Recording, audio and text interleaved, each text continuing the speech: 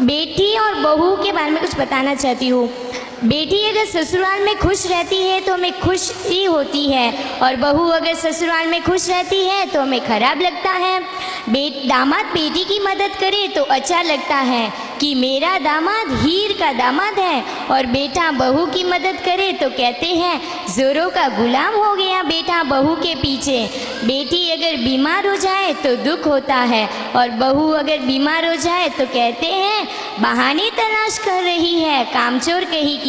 बेटी अगर कमज़ोर हो जाए तो कहते हैं ससुराल वाले बहुत जुलूम कर रहे हैं, मेरी बेटी कमज़ोर हो गई। और बहू अगर कमज़ोर हो जाए तो कहते हैं खाती तो बहुत है पर जाता कहाँ है। ऐसे क्यों करते हो भाइयों और बहनों?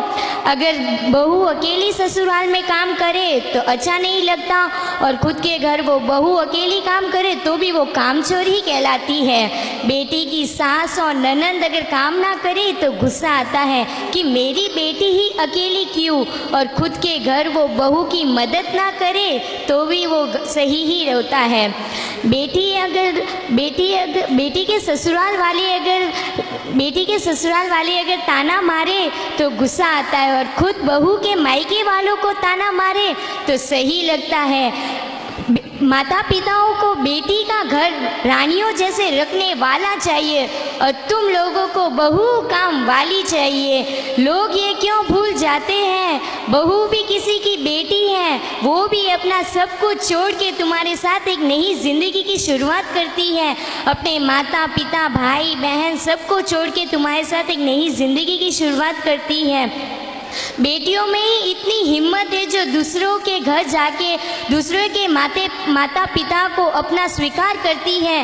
बेटों में इतनी हिम्मत नहीं है जो दूसरों के माता पिता को स्वीकार करते हैं। और मैं आपके सामने कुछ दोहे भी प्रस्तुत करना चाहती हूँ। समय और समझ दोनों एक साथ खुशकिस्मत वालों को मिलता है। समय और समझ दोनों एक साथ खुशकिस्मत वालों को मिलता है, क्योंकि अक्सर समय आने पर समझ नहीं आता और समझ आने पे समय निकल जाता है। किसी ने सच्ची कहा है जिंदगी सिर्फ 2 दिन की है, एक दिन तुम्हारे हक पे और एक दिन तुम्हारे खिलाफ पे। जिस दिन तुम्हारे हक पे हो तो कभी गुरूर मत करना भाइयों, और जिस दिन तुम्हारे खिलाफ हो तो थोड़ी सब्र रखना। कचरे के डिब्बे में गिर पड़ी है रोटियां राज बयां करती है, कचरे के डिब्बे में गिर पड़ी है रोटियां राज बयां करती है। पेट भरते ही इंसान अपनी औकात याद दिला देता है। दुनिया में सबसे